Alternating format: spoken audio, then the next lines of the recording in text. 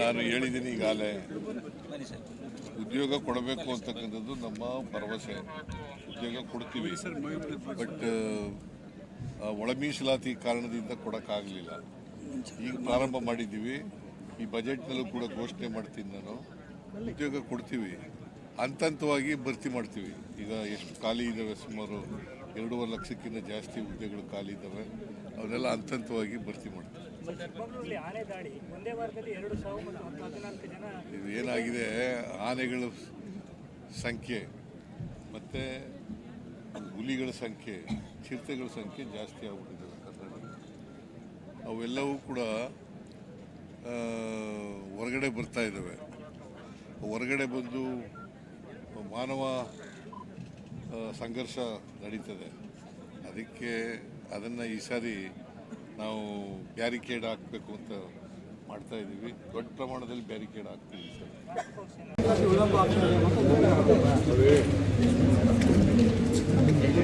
ನಮಗೆ ಮಕ್ಕಳು ನೋವು, ಇನ್ನೊಂದು ನೋವು ಅರ್ಥ ಆಗ್ತದೆ. ನಾವು ಉದ್ಯೋಗಗಳನ್ನು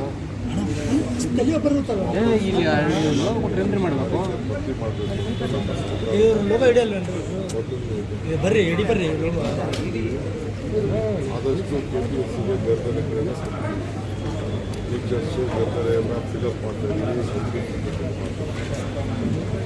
ಕೆಲವು ರಿಸರ್ವೇಷನ್ ಪಾಲಿಸಿಯಲ್ಲಿ ಕೆಲವು ಪ್ರಶ್ನೆಗಳು ಬರ್ತಾ ಇದ್ದಾವೆ. ಸೊ ಹಿಂದೆ BJP ಗೌರ್ಮೆಂಟಲ್ಲಿ ಪಾಪ ಅವರೇನು ಮಾಡೋಕ್ಕಾಗಲಿಲ್ಲ, ಬಟ್ ಭಾಳ ಸ್ಕ್ಯಾಂಡಲ್ಗಳಾಗುತ್ತೆ.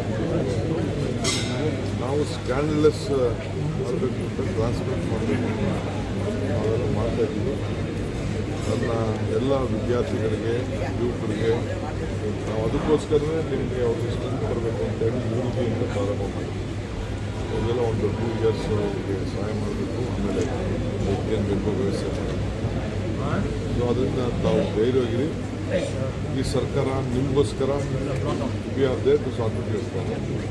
ಸದ್ಯದಲ್ಲೇ ನಾವು ಕ್ಯಾಬಿನೆಟಲ್ಲೂ ನಾವು ಇದು ಚರ್ಚೆ ಮಾಡಿ ಜಲ್ದಿ ನಿಮ್ಗೆಲ್ಲ ಒಂದು ದೊಡ್ಡ ಮೆಸೇಜ್ ಅನ್ನು ಸರ್, ಮೆಟ್ರೋ ವಿಸ್ತರಣೆ ಬಗ್ಗೆ ಡೆಡ್ಲೈನ್ ಕೊಟ್ಟಿದ್ದೀರಾ ಸರ್?